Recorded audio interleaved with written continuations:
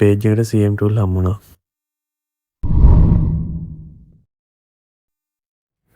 YouTube එකේ CM tool setup කරන videos 3-4ම බැලුවා. ඒ හැම එකම tin number එක දානවා. ඉතින් මම tin number එකක් අරන් නැහැ. ඒකින්ද මං ගියා IRD කියන්නේ Internal Revenue Department එකේ website එකට tin number එකක් ගන්න.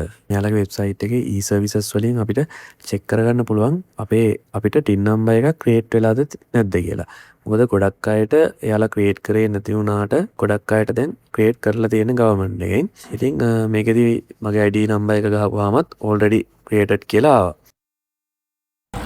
IRD එකේ කලඹ රීජනල් ඔෆිස් එකක් තියෙනවා ජාවත්ත පාරේ. මම එතෙන්ට ගියා මගේ ටින් නම්බර් එක මොකක්ද කියලා දැනගන්න. එතන දොරෙන් ගිහලා මට ටින් කියන්න විතරයි පුළුවන් වුණේ.